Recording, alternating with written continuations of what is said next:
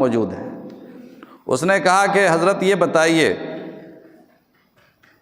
کہ موجودہ خلیفہ حضرت عثمان بن عفان یہ غزوہ احد میں، جنگ احد جو ہوئی ہے جس میں مسلمانوں کی ایک بڑی تعداد شہید ہوئی، اب مسلمانوں کی ایک بڑی تعداد بھاگ گئی، پیچھے ہٹ گئی، اور اللہ کے نبی صلی اللہ علیہ وسلم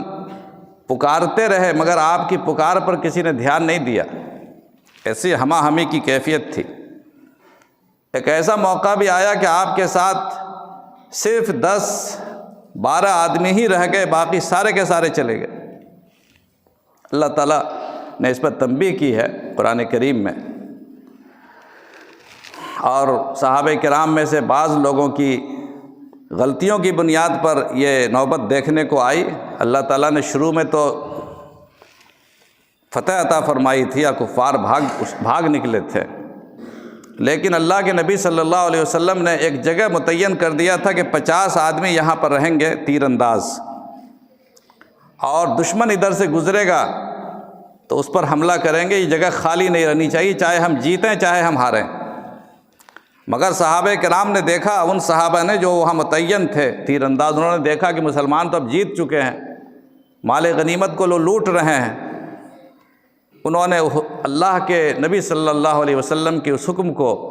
نظر انداز کر کے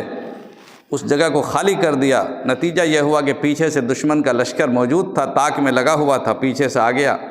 اب آگے سے بھی دشمن پلٹ گیا، پیچھے سے بھی دشمن آ گئے، مسلمان پریشان ہو گئے۔ اللہ کے نبی صلی اللہ علیہ وسلم بھی زخمی ہوئے، چہرہ انور زخمی ہوا۔ حضور اکرم علیہ الصلاۃ والسلام کے بارے میں جو کہا جاتا ہے کہ آپ کے دندان مبارک شہید ہوئے، وہ اسی غزوے میں، اسی جنگ میں آپ کے دانت شہید ہوئے، آپ کے چہرے انور پر زخم آیا، آپ کی پیشانی پہ زخم آیا، سر کے اندر خود کا لوہا دھنس گیا، بڑی تکلیفیں اٹھائی اللہ کے نبی صلی اللہ علیہ وسلم نے۔ تو اس موقع پر جو مسلمان چند ہی لوگ رہ گئے تھے، باقی سارے کے سارے بھاگ گئے تھے، میدان چھوڑ کے نکل گئے تھے، پھر واپس آئے۔ تو یہ آدمی اس سوال کو کرتا ہے کہ یہ بتائیے، حضرت عبداللہ بن عمر تو اس وقت چھوٹے تھے، انہوں نے تو وہ دور دیکھا نہیں تھا، لیکن اپنے باپ سے، اپنے بزرگوں سے سنا تھا، انہوں نے اتنی عقل تھی، وہ سمجھتے تھے کہ جنگ ہوئی ہے اور مسلمانوں کو یہ تکلیف اٹھانی پڑی۔ تو حضرت عبداللہ بن عمر رضی اللہ تعالیٰ عنہ سے اس شخص نے پوچھا کہ یہ بتائیے کہ عثمان بن عفان موجودہ خلیفہ وقت بھی میدان